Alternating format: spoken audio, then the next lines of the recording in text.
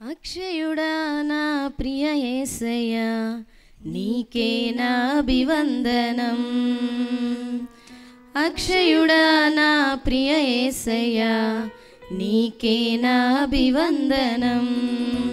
నీవు నా కోసమే తిరిగి వస్తావని, నేను నీ సొంతమై కలిసిపోదామని, యుగ యుగములు నన్నేలుతావని నీకే నా ఘన స్వాగతం. అక్షయుడా నా ప్రియ యేసయ్యా నీకే నా అభివందనం. అక్షయుడా నా ప్రియ యేసయ్యా నీకే నా అభివందనం.